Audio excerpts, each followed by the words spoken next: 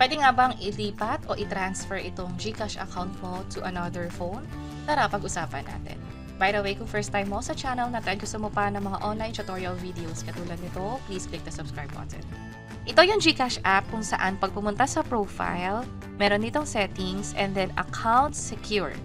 Hindi agad makikita yung unregistered phone. Instead, pag tinap mo lang yung current phone, meron ditong option ng unregistered phone.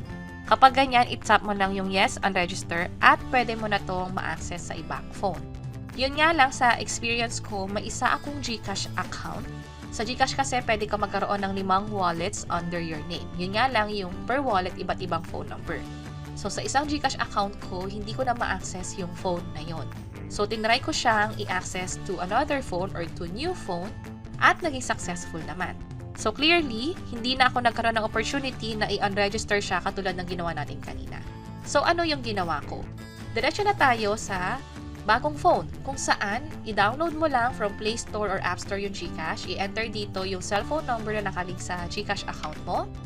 Dapat, nasa iyo pa yung SIM number ng GCash account na yon o yung phone na nakalink sa GCash account. Dahil makapadala ng OTP na katulad nito na siyang i-enter mo. Kapag okay na, magkakaroon ng mga question or parang updates katulad nito or notification.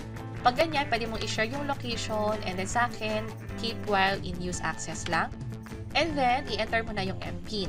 Sa experience ko, hindi ko pa nakakalimutan yung MPIN dun sa lumang GCash account. That's why, hindi nagkaroon ng problema sa part na to. Pero sa case ninyo, just in case na nakalimutan nyo yung MPIN, try nyo tong forgot MPIN. Pero from here, proceed tayo, enter ko yung MPIN. At merong 3 step na sobrang dali lang. Step 1, i-tap lang tong register this phone. Step 2, kailangan mag-selfie. Sa selfie, walang nakaharang sa muka, walang salamin, walang sombrero. Also, dapat malinaw ang pagkakakuha.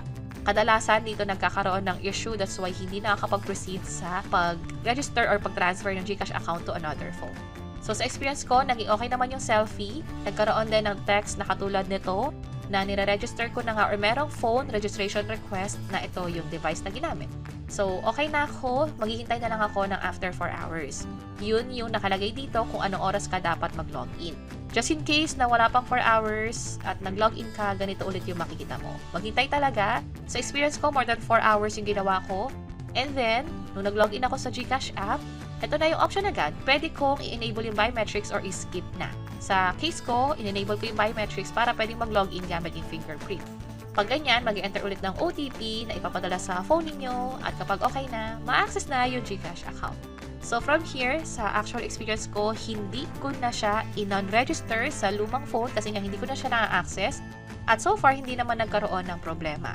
3 steps lang. Ang ginawa natin, register this phone, selfie, at naghintay ng 4 hours. And that's it. Sana nakatulong tong video na to. Kung pakiclick ang like button at para sa iba't ibang mga tutorial videos, pwede nyo i-check ito nasa baba. Sana makatulong and see you sa mga next videos. Bye-bye!